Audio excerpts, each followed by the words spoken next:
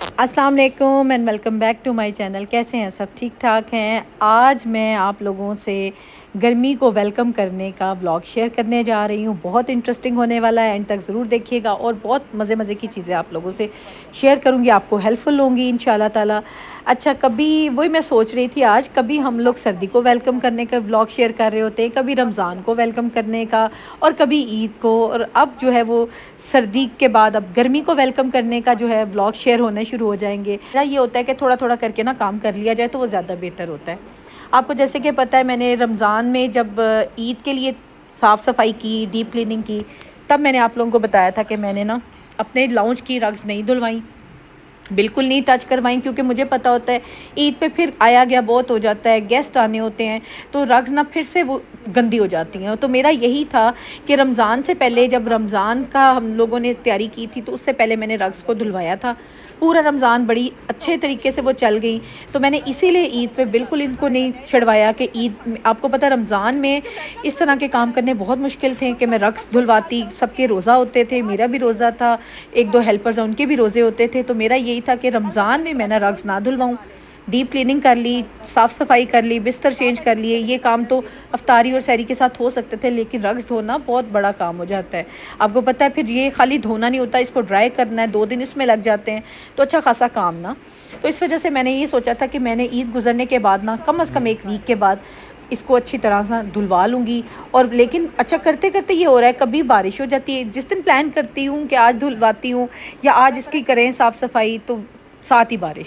लेकिन आज मैंने कहा जैसे है कोई बात नहीं, आज अगर बारिश ठीक है तो मैं भी ठीक हूँ, तो मैंने तो आज ये लाजमी जो है ना धुलवा लेनी है। तो अब मैंने निकलवाई है लाउंज से। अब जो मेरे एक हेल्पर है, उन्होंने अपने जैसे वो तरीके से धोते हैं, आपको मैंने सारा इसका प्रोसेस शेयर किया हुआ है। सबसे पहले इसको अच्छी तरह से गीला कर लेते हैं और हाथ में लेके सरफ़ को जैसे मुट्ठी में तो हल्का हल्का स्प्रिंकल करते हैं, उसके बाद इस पे ब्रश फिरवाऊँगी। अब वो उन्होंने अपना काम शुरू कर लिया, उन्हें सारा गाइड करके उनको देख के फिर मैंने सोचा लाउंज की भी साथ साथ सफाई करवा लूँ। सोफ़े जब एक दफ़ा रग्स हिलती हैं ना, तो मैं लाजमी सोफ़ों को हिला के उन पे कपड़ा लगवा के ज़रूर सफाई इस तरह से करवा लेती हूँ, क्योंकि लाउंज हमारा वो एरिया, आप लोगों को भी पता है, आपके घरों में भी lounge is the most important part of your home. Living area कह लें, लाउंज कह लें, मैं इसको लाउंज ही बोलती हूँ। मोस्टली मैं देखती हूँ लोग इसको लिविंग एरिया भी कह रहे होते हैं। तो लिविंग एरिया वो होता है जहाँ आप सारा दिन स्पेंड करते हैं बच्चों के साथ, वो पढ़ रहे होते हैं, खा पी रहे होते हैं, टीवी आप लोगों ने देखना होता है, हर चीज़ आपके उस लिविंग एरिया में लाउंज में हो रही होती है। तो मेरा यही होता है कि ये पोर्शन मेरा साफ़ सुथरा हर वक्त रहे, क्योंकि जो चीज़ ज़्यादा यूज़ होती है उसको साफ़ रखना भी उतना ही ज़रूरी हो जाता है ना। तो अब मैंने एक दफ़ा सारे सोफ़े हिलवाए हैं, और मेरा दिल है अब मैं सारे सोफ़ों को पहले तो अच्छी तरह से इसकी डस्टिंग करूं। डस्टिंग मतलब कि एक साफ़ कपड़ा ले लें, उससे सोफ़ों को अच्छी तरह से झाड़ लें, चाहे आप कपड़ा फेर के झाड़ लें, चाहे आप जैसे वो झाड़ के झाड़ते हैं उस तरह से कर लें, तो सोफ़े अच्छी तरह साफ़ हो जाएंगे। और आपको पता है फैब्रिक जो होता है ना, उसको साफ़ करना पड़ता है। और अच्छा, एक इसका आसान तरीका ये भी है कि वैक्यूम कर लिया जाए ना, लेकिन मेरा होता है कि वैक्यूम भी आपको पता है अच्छी खासी मेहनत मांगता है, आसान नहीं होता। देखने में लग रहा होता है ना मशीन से काम कर रहे हैं, लेकिन वो भी अच्छी खासी आपकी एनर्जी लगती है, एफ़र्ट लगती है, और सबसे इम्पॉर्टेंट चीज़ है कि बिजली भी लगती है। तो बिजली की बचत करें, गर्मियाँ आ गई हैं और बिल बहुत आने हैं, तो थोड़ा बिजली का भी जो है ना वो हम लोग सोचें कि नहीं, इसलिए थोड़ा सा ना ये वाला काम इजी वे में हो जाता है। इससे ये होता है, एक तो छोटी छोटी जगहों से ये देखिएगा अच्छी तरह कपड़ा लग जाता है, अच्छी तरह से फैब्रिक साफ़ हो जाती है। अब ये झाड़ने के बाद मेरा यही दिल है कि मैं कर्टन्स को भी ना हल्का हल्का साफ़ करूँ, क्योंकि खिड़कियाँ खुल जानी हैं। आपको पता है जैसे खिड़कियाँ खुलनी हैं तो हवा के लिए बहुत ज़रूरी है। अच्छा, मेरी यही है कि अगर मैं ना विंटर्स में खिड़कियाँ कम खोलती हूँ ना, तो मैं विंटर्स में दरवाज़े खुले रहते हैं ताकि हवा फ्रेश आती रहे। और खिड़कियाँ जो है ना, जैसे अब मौसम चेंज हो गया मैंने खोल देनी है, और उसमें ये हो जाएगा कि ताज़ा हवा और घर बिल्कुल फ्रेश रहता है। और जब भी घर में फ्रेशनेस होगी ना, वो इसी वजह से होती है कि जिनके घर की खिड़कियाँ दरवाजे खुले रहते हैं। और खिड़की अगर खोलनी है तो उसको साफ़ करना बहुत ज़रूरी है, क्योंकि आप जब खोलते हैं ना तो हवा आती है, हवा से ये हो जाता है कि डस्ट भी आती रहती है, और खिड़कियाँ साफ़ ना हो तो फिर घर बहुत गंदा लगता है। तो सबसे इम्पॉर्टेंट है कि आप अपने लाउंज को, लिविंग एरिया की खिड़कियाँ बहुत ज़रूरी, वीक में एक दफ़ा ज़रूर उसको साफ़ करवा लेना। खुद कर लें, अगर हेल्पर हैं तो उनसे करवा लें, कोई इशू नहीं होता। देखिए हेल्पर हेल्प करने के लिए ही होते हैं, और इसीलिए बंदा रखता है कि अपनी आसानी हो जाए, क्योंकि आपके पास खाली घर नहीं होता, बच्चे होते हैं, कुकिंग होती है, ढेर सारे औरत के घर के काम होते हैं। और अगर बड़े घर में अगर कोई हेल्पर मिल जाए तो ब्लेसिंग होती है। बस ये कि अब मेरे हेल्पर जो है उन्होंने ब्रश अच्छी तरह लगा लिया है। वैसे आपको पता है रग्स मेरी साफ़ सुथरी ही होती हैं, मैं वीक में एक दफ़ा ज़रूर निकलवा के ना झड़वा लेती हूँ। झड़वा लिया करें या ब्रश लगवा लिया करें या वैक्यूम कर लिया करें, जिस तरह आपको कन्वीनियंट होता है आप उस तरह से ना लिविंग एरिया की रग को ज़रूर साफ़ रखा करें। ये वो पोर्शन है जो सबसे पहले किसी ने आना है तो आपके घर में उसको नज़र आना है। तो बस अब इसको मैं, अब ये देखिएगा सर्फ़ का जो ब्रश वो लग चुका है। अब पानी से एक दफ़ा ब्रश में ज़रूर, जब पानी डालना है ना साथ साथ ब्रश फेर लेना है कि सर्फ़ का जो एक दाना भी अगर रह गया ना तो सच में आपकी रग ख़राब होगी और वहीं से वो डैमेज हो जाएगी। और सबसे बड़ी बात है कि एक दो दफ़ा मेरे साथ हो चुका है कि अगर सर्फ़ रह गई ना तो वो रग अकड़ जाती है। तो ये वाला जो काम जब होता है ना तो फिर मैं ख़ुद पास होती हूँ, क्योंकि मेल है, हेल्पर चाहे बहुत अच्छे हैं लेकिन वो मेल है, उन्हें एक दफ़ा गाइडेंस की या साथ होने की ज़रूरत होती है। और साथ ही काम बंदा होके कराए ना तो काम अच्छा भी हो जाता है, तसल्ली बख्श भी हो जाता है। तो ये काम आप ख़ुद करवा लिया करें। अच्छा, मैं अब यही सोच रही थी कि समर्स तो आ रहा है, पता नहीं कब आ रहा है लेकिन आ रहा है ना। बहरहाल समर्स को वेलकम भी करना है। अब ये कि लाउंज को, अच्छा मैंने पता क्या, समर्स को वेलकम मैंने बहुत दिन पहले शुरू कर लिया हुआ था, लेकिन ये कि साफ़ सफाई मैंने रोकी हुई थी, इस तरह की डीप क्लीनिंग कि वो इंशाल्लाह ईद के बाद मैं करूँगी। वेलकम इस तरह से हो गया था, आपको याद होगा कि जब रमज़ान था तो अचानक से ना 3-4 रमज़ान रोज़े बहुत गर्म हो गए थे, अच्छी खासी गर्मी वाले रोज़े चल रहे थे। तो उसमें मेरे बच्चे बहुत घबराए, उन्होंने ये कहा कि हमें तो कपड़े निकाल के देना, हमने अब विंटर्स के कपड़े नहीं पहनने। फिर मैंने 2 दिन लग के, वो मैंने व्लॉग्स में भी शेयर किया हुआ आपको सारा, कि 2 से 3 दिन मुझे लगे हैं कि मैंने बच्चों के थोड़े थोड़े करके कपड़े निकालने हैं समर्स के, वो मैंने प्रेस किए, हैंगर करवाए, मतलब पूरा लाउंज। आपने वो मेरा एक व्लॉग है जिसमें मैंने सारा कुछ शेयर किया हुआ है कि समर्स के कपड़े और समर्स के जो ट्रंक हैं, समर्स के जो बक्से हैं ना, बैग्स, वो मैंने खोल लिए हुए थे। ये मेरा एक मेन काम है, अल्हम्दुलिल्लाह रमज़ान की बरकत से वो मैंने कर लिया हुआ था। रमज़ान की इतनी बरकत थी ना, सच में मैं कहती थी सहरी और अफ्तारी भी करनी और सारे घर के काम भी, और एक खाना नहीं बनना होता था, ढेर सारी चीज़ें बननी होती थी। उसके बावजूद माशाल्लाह माशाल्लाह बड़ा ही टाइम में एक बरकत थी और एक टाइम से ही सब कुछ हो जाता था। और आपको पता है एक मखसूस टाइम से हमने अफ्तारी भी करनी होती थी, सहरी भी करनी होती थी, घर के काम भी हो जाते थे। बहुत बरकत वाला वो महीना था माशाल्लाह माशाल्लाह। लेकिन अल्लाह पाक खैर करे, आगे भी आएगा इंशाल्लाह। तो मैंने ना समर्स का जो वेलकम है ना वो मैंने एक तरह से कर लिया हुआ था। अब जो ये मेरा वेलकम है ना, ये मेरी साफ़ सफाई वाला है, क्योंकि बैग्स तो मैंने खोले हुए हैं, सारी अलमारियाँ बच्चों की सेट की हुई हैं, बस मेरी अब ये एक तरह से क्लीनिंग रह गई है।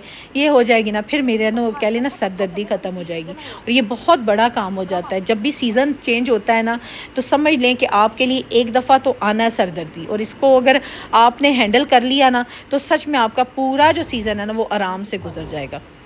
कर्टन्स मैंने झड़वा लिए हैं, ये देखिएगा कर्टन हालांकि देखने में साफ़ सुथरे हैं लेकिन कर्टन में से भी कितनी डस्ट और कितना जाला सा उतरा है।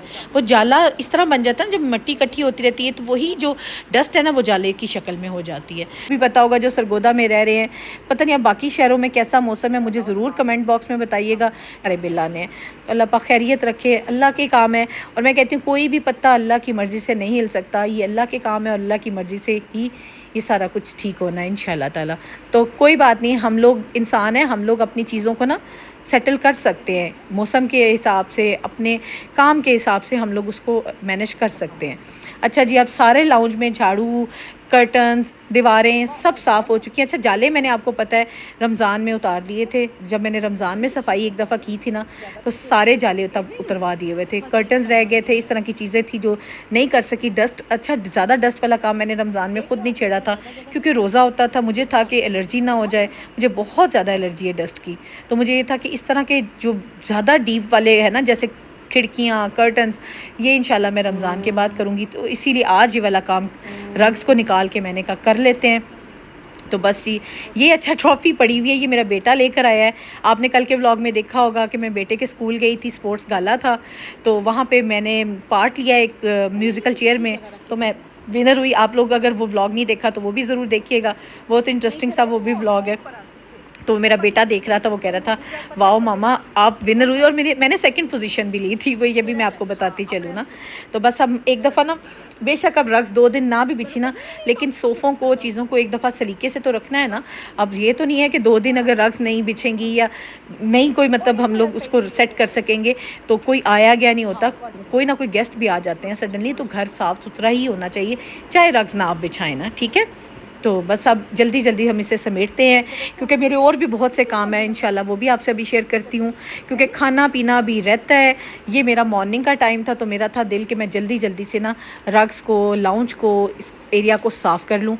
रूम्स आपको पता है मेरी बहुत बहुत उसमें ना कोशिश होती है कि साथ साथ सफाई होती रहे, तो लेकिन ये कि वो कम भी आपको पता है रूम्स यूज़ होते हैं, रात में जाते हैं बच्चे मैक्सिमम, तो या हम लोग भी रात में यूज़ हो रहा होता है रूम, तो वो साफ़ सुथरे ही रहते हैं, तो इसलिए ज़्यादा रूम्स में गंद नहीं होता। लाउंज या लिविंग एरिया जो होता है ना, वो ज़्यादा आपको पता है मैसी होता है, और गंद भी उसमें होता है, समेटना भी उसे ही पड़ता है ना। फिर इसका रोल बनाएं।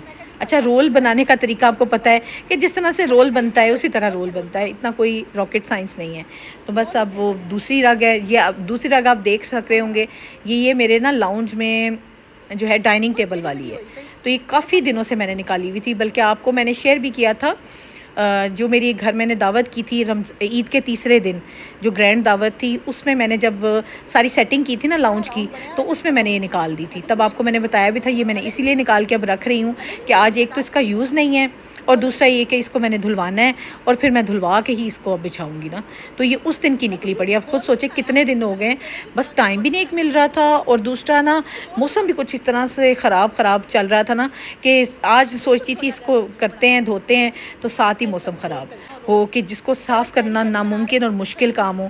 ये होता है ना कि महीने 2 के बाद अगर आप रग्स को धो लेते हैं, साफ़ कर लेते हैं ना, तो नीट एंड क्लीन ही होती हैं, आपको इतनी एफ़र्ट या मेहनत नहीं करनी पड़ती ना, कि पानी नुचड़ जाएगा ना, तो बहुत ईज़िली ये जल्दी ड्राई हो जाएंगी ना। अच्छा, आज के व्लॉग में मैंने आपसे एक और इम्पॉर्टेंट बात भी करनी है, वो ये कि मैंने आपको 2 दिन पहले एक व्लॉग में आपने शेयर किया था कि एक दुआ पॉकेट गाइड है, जो कि मैंने आपको पढ़ के भी सुनाई थी, मेरे बेटे ने भी दुआ पढ़ी थी, और उसमें बहुत प्यारी प्यारी दुआएं, हर ज़िंदगी के मरहले, हर ज़िंदगी की प्रॉब्लम, कोई भी मुश्किल है उसके लिए सारी दुआएं उसमें मौजूद हैं। दुआ पॉकेट गाइड, वो मेरी बड़ी अच्छी एक दोस्त हैं, उनके कज़न हैं, भाई भी हैं, तो उनकी डेथ हो गई थी, तो उनके बच्चों ने जो है प्रिंट करवाई है, तो वो इंस्टीट्यूशन एक चला रहे हैं, उसको ये सारा जाएंगे फ़ंड्स जो भी इससे इकट्ठे होंगे।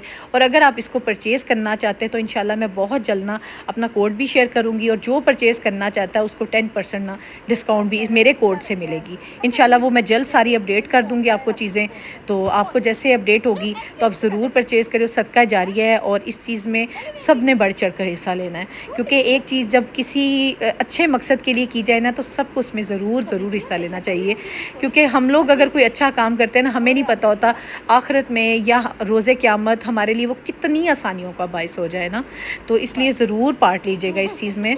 और मैं बल्कि अब मेरी यही कोशिश होती है कि कल तो नहीं मैं कर सकी, परसों के व्लॉग में मैंने शेयर की थी, और आज भी मैं 2 दुआएं आपको ज़रूर शेयर करूँगी। अब मेरी यही कोशिश होगी, अल्लाह पाक इस कोशिश में मुझे कामयाब करे और कायम रखे कि मैं डेली बेस पे आपको 2 दुआएं ज़रूर शेयर करूँगी।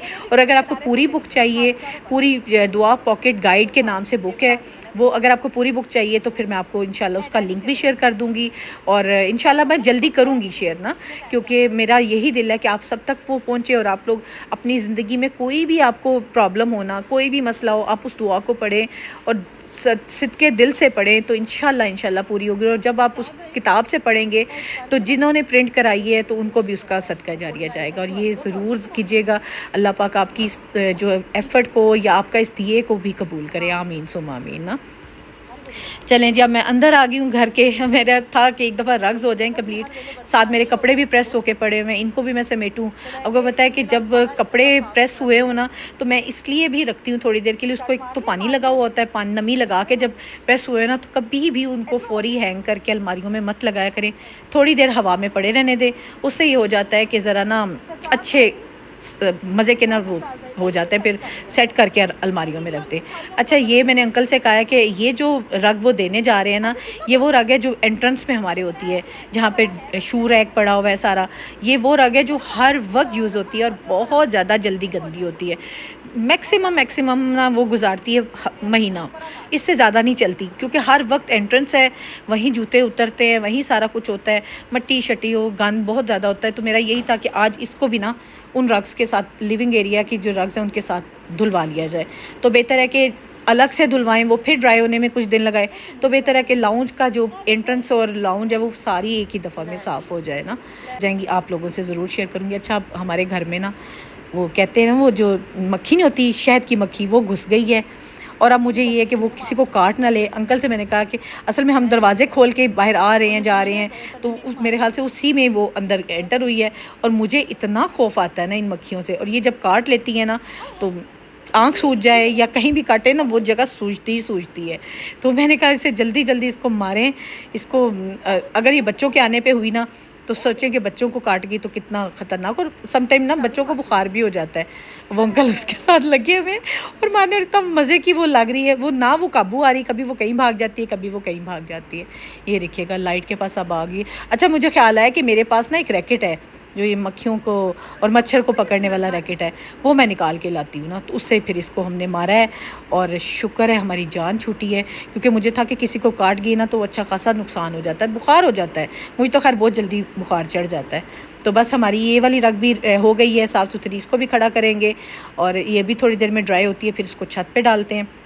अच्छा, मैं ना छत पे जब डालती हूँ ना तो मेरा दिल होता है कि इस तरफ ऐसी जगह पे डालें कि जो हमारा एंट्रेंस वाला एरिया ना, जो गेट वाला, वहाँ पानी ना हो। ये हमारे क्वार्टर वाली साइड है, तो क्वार्टर वाली साइड पे अगर पानी गिरता है ना तो वो एक साइड पे हो जाता है, तो घर में पानी नहीं होता ना, इस तरह आने जाने से घर गीला और गंदा नहीं होता। एंट्रेंस वाला एरिया होता है, वहीं से सबने आना जाना होता है, तो सारा घर गीला हो जाता है। अब एक साइड पे डाली हुई है। चलें ये कि अगर जब तक बारिश, देखे बादल वैसे बन रहे हैं, जब तक बारिश का नहीं ना बनता, एटलीस्ट पानी इसमें से निकल जाए, नुचड़ जाए, तो चलें। स्टोर में मेरे काफ़ी जगह है ऊपर, मेरा स्टोर होम टूर में मैंने आपको शेयर किया, मेरा स्टोर अच्छा खासा बड़ा है। तो ये चलें बंदा समेट के फिर रख देता है, रोज़ एक दो दिन में धूप लगवाएंगे तो ड्राई हो ही जाएंगी। अरे अल्लाह खैर करेगा, इंशाल्लाह जल्दी जल्दी हो जाएगी। और जिन मेरी बहनों ने काम शुरू किए हैं, अल्लाह करे उनके काम भी पूरे हो जाए ना। बस अब मैं किचन में आ गई हूँ।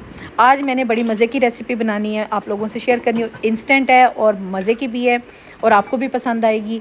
और अगर इस तरह के घर के काम जब आपने शुरू किए हो ना, तो ये झटपट वाली रेसिपी है। इसलिए मैं जब इस तरह का कोई काम मैंने घर में शुरू किया हो ना, जो साफ़ सफाई, तो मेरी कोशिश होती है कि मैं यही रेसिपी बना लूँ, ताकि जल्दी जल्दी तैयार हो और थकावट भी ना हो, और आपके काम अगर छिड़े हुए ना घर में तो वो भी साथ साथ कंप्लीट हो जाए। तो ये बहुत इंस्टेंट और क्विक रेसिपी है, और मेरे पास सारी चीज़ें ऑलमोस्ट रेडी पड़ी हैं। मैंने टमाटर भी जो है उनका पेस्ट बना के रखा हुआ है, लहसुन का भी पेस्ट बना के रखा हुआ है, अदरक भी मैंने कूट के रखा हुआ है। ये सारे मैंने रमज़ान में चीज़ें ढेर सारी बना ली थी, तो अभी मेरी चल रही हैं। इंशाल्लाह ये जैसे ख़त्म होंगी फिर मैं दोबारा इसको रिस्टोर कर लूँगी। तो ये देखिए टमाटर भी तकरीबन अब एंड होने वाला है, लेकिन चलें अभी 2-4 दिन तो चलेगा ना इंशाल्लाह। अदरक भी बस थोड़ा सा ही रह गया है, तो मैंने दोबारा इसको रिस्टोर कर। अच्छा, मैं यही सोच रही हूँ कि जब तक ये सामान ख़त्म होता है ना तभी मैं नया रिस्टोर करूँगी। उससे ये होगा कि आगे फिर 20-25 दिन, महीना आराम से फिर मेरा चल जाएगा ना। तो ये वाला सामान जो एक दफ़ा मैं सारा ख़त्म करूँ, स्टॉक जो मैंने किया हुआ है, और उसके अलावा फिर जो भी होगी ज़रूरत फिर मंगवा के बंदा फ्रेश बना लेता है, ठीक है ना। तो बस ये कि अब मैं जल्दी जल्दी हांडी की तरफ जा रही हूँ। हांडी से पहले मैंने सोचा कि आपको सारी चीज़ें दिखा दूँ, बता दूँ जो जो मैंने इंग्रेडिएंट्स डालने हैं। वो मैं निकाल इसलिए रही हूँ क्योंकि ये फ्रीज़ हुए हुए थे, थोड़ी देर बाहर रहेंगे ना थोड़े सॉफ्ट हो जाएंगे और हांडी में जल्दी हल हो जाएंगे। ठीक हो गया। चिकन जो है वो 3 पाव है, वो मैंने आपको बताया मैंने फ्रीज़ किया हुआ था, धो के रखा हुआ था। बस उसको पानी में डाला है ताकि वो जल्दी जल्दी से खुले और मैं हांडी अपनी क्विकली ना रेडी कर लूँ। अगर आपकी सारी चीज़ें तैयार है ना, लाइक चिकन साफ़ है, धो के रखा हुआ है, मसाले सारे आपके रेडी हैं, तो मेरे ख्याल से झटपट हांडी बनती है। पटा है जल्दी से, प्याज जितना मुझे रिक्वायर्ड है चिकन के हिसाब से ही होता है, क्योंकि टमाटर भी जाने हैं। तो मैंने 3 के करीब जो बड़े प्याज है ना वो काटे हैं, और ऑयल अपने अंदाजे से डाला है। ऑयल अगर आप लोगों ने डालना है तो आप 1 कप ऑयल का डाल सकते हैं। 1 कप ऑयल, 3 प्याज, और उसको मैंने गोल्डन ब्राउन सा किया, ज़्यादा उसको गोल्डन नहीं करना, गोल्डन ब्राउन सा किया। और उसमें मैंने डाल दिया चिकन क्यों डाला है, ताकि अब मैं इसको हल्का सा ना इसमें फ्राई करूँगी, इसी ऑयल में, इसी प्याज में ना चिकन को मैंने फ्राई करना है, ताकि चिकन में एक अजीब सी जो स्मेल होती है वो भी ख़त्म हो जाए, और चिकन जो है ना वो मज़े का ना बड़ा मज़े का, कलर भी उसका अच्छा सा हो जाता है और चिकन टूटता नहीं है। एक सबसे जो इसकी ज़रूरी बात है वो ये है कि चिकन जब आप फ्राई कर लेते हैं ना इस तरीके से, कभी भी आपका चिकन की बोटी टूटेगी नहीं और बड़ा ही अच्छा सा उसका जो टेक्सचर ना सालन का तैयार हो जाता है। और सबसे इम्पॉर्टेंट दूसरी बात ये है कि इसमें जो खून होता है या ब्लड का जो है वो भी स्मेल जो है ना वो चिकन की वो ख़त्म हो जाती है। तो ये कम अज़ कम मैं 5 या 6 मिनट ना इसको फ्राई करूँगी इसी में। प्याज और जो ऑयल वाला है ना इसी में ही फ्राई करूँगी। अभी कोई मैंने मसाला नहीं डाला। अब जब देखा है कि 6 मिनट 7 मिनट हो गए हैं फ्राई करते हुए और कलर भी आप देखें बड़ा अच्छा सा चिकन का आ गया है। अब मैंने डालूँगी टमाटर, अदरक, लहसुन जो मैंने निकाल के पहले से रखा हुआ था, अब इसको डालूँगी। और पानी अभी मैंने बिल्कुल एक छींटा भी नहीं लगाना और ना ही आपने पानी लगाना है। पानी इसलिए नहीं लगाना क्योंकि टमाटर में भी आपको पता है जब वो डीफ्रॉस्ट होगा उसमें पानी होगा, अदरक में भी होगा, लहसुन में भी होगा। इसी पानी में ही आपने मज़ीद इसको 5 मिनट कम अज़ कम ना फ्राई करना। 5 मिनट से ही हो जाएगा। एक तो ये सारी चीज़ें जो हैं जो टमाटर, अदरक, लहसुन ये भी डीफ्रॉस्ट हो जाएंगे, मेल्ट हो जाएंगे इसमें। और जो चिकन भी वो बड़ा ही अच्छा सा उसका कलर मज़ीद आ जाएगा। तो इसलिए आपने 5 मिनट कम अज़ कम और देने हैं। तो बस अब मैं इसको करते करते तकरीबन 5-6 मिनट हो गए हैं। अब मैं इसमें डालूँगी जी मसाले जो मुझे रिक्वायर्ड हैं। और मसाले आप अपनी ही मर्ज़ी के मुताबिक डाला करें, जितने आपके घर में आपको आपके बच्चों को पसंद है या जितना आप पसंद करते हैं ना मसाले की क्वांटिटी उतना ही डालें। क्योंकि हर घर के अपने हिसाब के मसाले होते हैं। कुछ लोग स्पाइसी हांडी ज़्यादा पसंद करते हैं, कुछ लोग लाइट सी हांडियाँ पसंद करते हैं। तो मेरे घर में ना मैं मीडियम सा, मतलब इतना ना स्पाइसी हम लोग खाना पसंद करते हैं और ना ही ज़्यादा ना मतलब कम सा, अच्छा सा ना दरमियाना सा हम लोग मसाला डालते हैं ना। बस सबसे पहले मैंने लाल मिर्च डाली है। उसके बाद अब मैं इसमें डालूँगी जी हल्दी। पहले लाल मिर्च का 1 चम्मच, फिर हल्दी का 1 चम्मच और ये खुश्क धनिया का 1 चम्मच। खुश्क धनिया, एक साबुत धनिया भी होता है, पाउडर फॉर्म में मिल जाता है, और 1 नमक का चम्मच। 4 चीज़ें मैंने डाली हैं। फिर से रिपीट कर देती हूँ। 1 लाल मिर्च का चम्मच, 1 हल्दी का चम्मच, 1 खुश्क धनिया का चम्मच और 1 नमक का चम्मच। ठीक हो गया, 4 चीज़ें डाली है। अब इन्हीं मसालों में ना मैं इसको अच्छी तरह और फ्राई करूँगी और इसको भूनूँगी। और जब भी बुनाई करनी है ना साथ साथ आपने थोड़ा सा ना पानी का छींटा लगाते जाना। अच्छा, अब मैंने ना इसमें डाली है दादर मिर्च और थोड़ा सा मैंने कलवंजी डाली है, थोड़ी सी, बिल्कुल ज़रा से ना चंद दाने ना कलवंजी के डाले हैं। कलवंजी जो है ना बहुत बड़ी शिफा है इसमें। एक शहद में बहुत शिफा है और एक कलवंजी के दानों में बहुत शिफा है। हांडी में मैं इसलिए सम टाइम डाल लेती हूँ। एक तो कलर बड़ा प्यारा सा आता है और एक टेस्ट भी बहुत अच्छा आता है। और एक आपको कह लेना, एक हमारे नबी पाक का भी फरमान है कलवंजी में बहुत शिफा है। तो इसलिए इसको ज़रूर थोड़ा सा ऐड करने से कोई फ़र्क नहीं पड़ता, ठीक है। और सालन का टेस्ट भी बहुत ही अच्छा सा मज़े का हो जाता है। अच्छा, अब मैं डालूँगी थोड़ा सा ज़ीरा। ज़ीरा आप लोग काला वाला यूज़ कीजिएगा, सफ़ेद ज़ीरा मत यूज़ कीजिएगा। हांडी में ना ख़ासकर चिकन में, कढ़ाई में ज़ीरा और कीमे में स्पेशली ज़ीरे का टेस्ट बहुत अच्छा आता है, ठीक है। इन सब मसालों को मैंने डाल के ना अच्छी सी भुनाई देनी है। और भुनाई जो है ना आपने पानी का थोड़ा थोड़ा छींटा लगा के ना आपने तकरीबन आप 1 छींटा लगाएं, फिर भुनाई, एक दूसरा छींटा लगाएं, 7 छींटे आप लगाते हैं ना तो कहते हैं कि 7 पानी में 7 छींटों में जो हांडी की भुनाई है वो कमाल की हो जाती है और मज़े की हो जाती है कढ़ाई। और ये इंस्टेंट कढ़ाई है, मेरे ख़्याल से मैक्सिमम 20 मिनट में आपकी हांडी जो है ना वो तैयार हो जाती है। तो ये मेरी इंस्टेंट और क्विक वाली जो हांडी है जो मैंने आप लोगों से आज रेसिपी शेयर की है। और चिकन कढ़ाई कह लें आप इसको, चिकन हांडी कह लें, वो आपकी अपनी मर्ज़ी है, लेकिन मैं इसको चिकन कढ़ाई बोलती हूँ, ठीक है। अब मैंने आपके सामने पानी का एक छींटा लगाया, मैंने आपको दिखाने के लिए कि फ़ाइनल जो मैंने इसकी बनाई है ना वो इस पानी से मैं कर रही हूँ।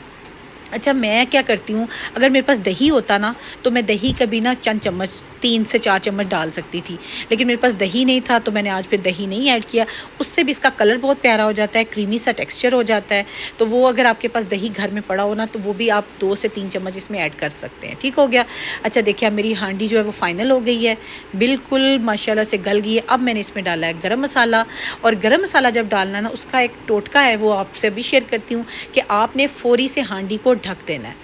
हांडी ढकने से जो गरम मसाले का टेस्ट है ना वो इसके अंदर आएगा और मज़े की जो हांडी है ना वो आपकी तैयार हो जाएगी। चिकन हांडी, चिकन कढ़ाई आपकी रेडी होगी। अब मैंने इसे बिल्कुल मध्यम से दम पे रख दिया है और मेरे घर के और भी छोटे छोटे काम हैं वो भी आपसे शेयर करती हूँ।